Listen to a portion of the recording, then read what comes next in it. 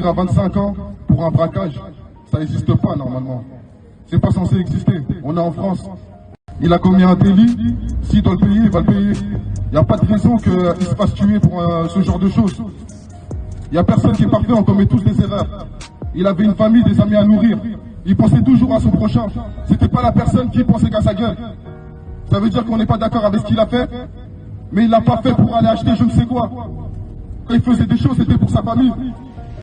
Chers aventuriers catholiques, je ne pouvais pas passer à côté de cette séquence. Elle est virale, vous l'avez certainement vue sur d'autres plateformes.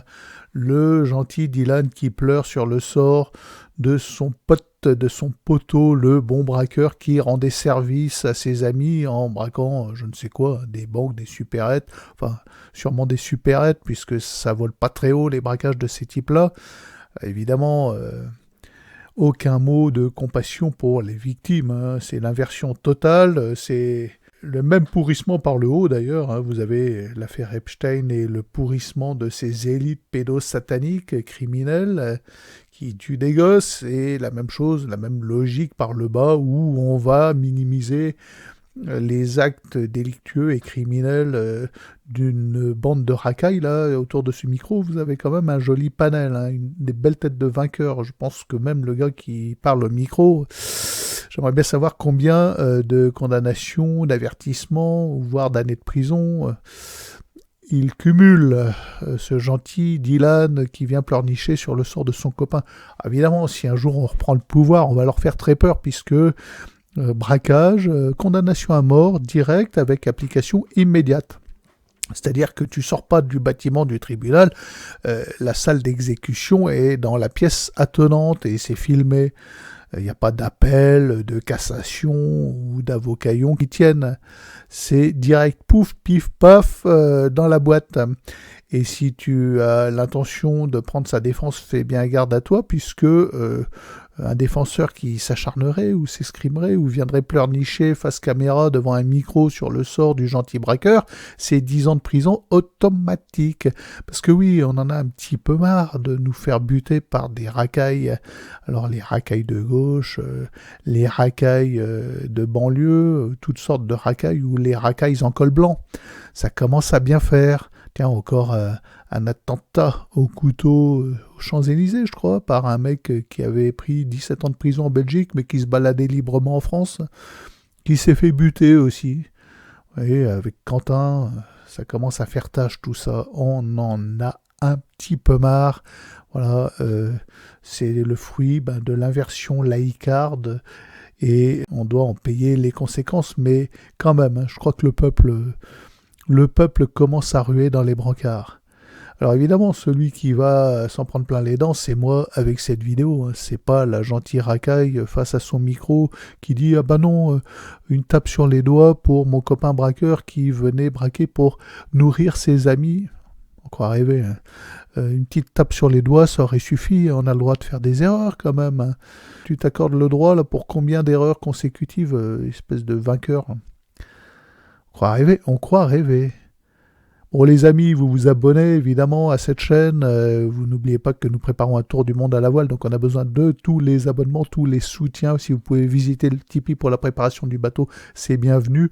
Et je vous laisse sur une déesse. Il y avait quand même des fleurs sur cette planète à une époque. Rita Hayworth qui danse avec Fred Astaire, ça remonte le moral.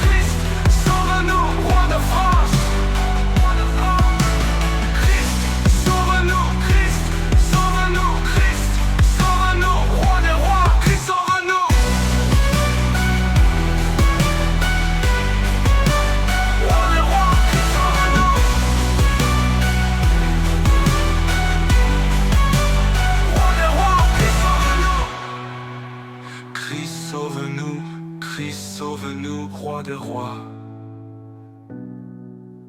Christ sauve-nous.